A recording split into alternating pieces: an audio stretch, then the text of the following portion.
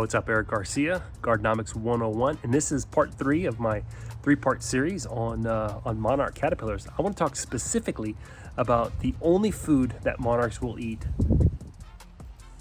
milkweed. Now, there's over 100 varieties of milkweed, and if you've watched my 2 videos on the caterpillar and on the butterfly, you'll have heard some of this, but I'm going to talk about some other things that I didn't talk about in those videos.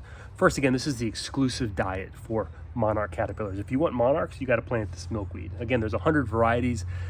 Find a native species to the area that you live in and plant it. You can see here on this leaf, we have a monarch caterpillar. Look how beautiful their color is. You can go watch my video on monarch caterpillars and learn why they're colored that way and why they're striped that way. But this is the exclusive diet for monarchs. So milkweed, find some milkweed. There's over 100 species. Plant a native variety to your area. Second fact is, since this is the only food that they'll eat, this is the only plant that monarchs will lay their eggs on. So the butterflies will only lay their eggs on milkweed. Again, this is why it's really important to have this stuff planted, especially along the migratory path from Canada down to Mexico for these beautiful creatures. Third fact is, milkweed is attractive to other animals as well. I'll see bees, honeybees, bumblebees, wasps. There's these little aphids. I don't see them on here, but these little yellow aphids that will live on the stems here and feed on the nectar. Now, most people don't want aphids, but the aphids attracted ladybugs earlier in the summer. It was pretty cool to watch. So this is a good plant to attract other pollinating type of insects as well.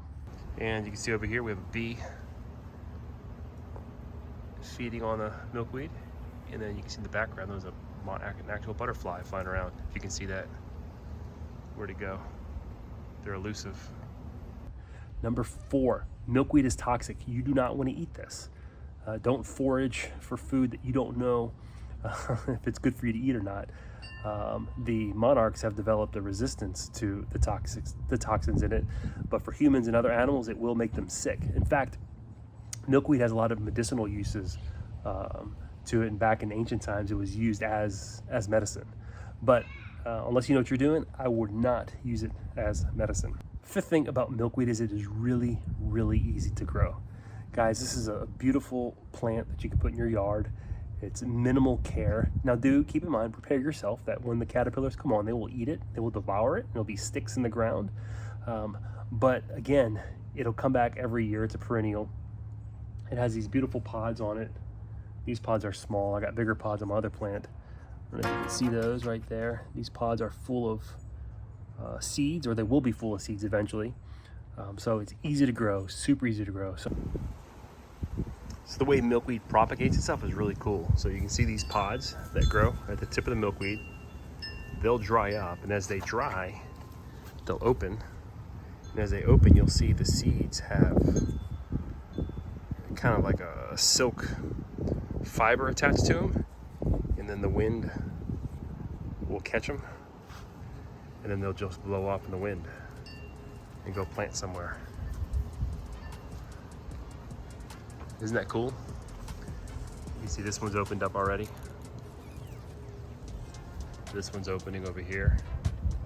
But you see all these pods. All these pods are full. Guys, look, go ahead, find out what varieties are native to your area, plant them, and come spring and fall, you will have beautiful caterpillars and beautiful butterflies to watch. Thanks for watching, guys. Take care.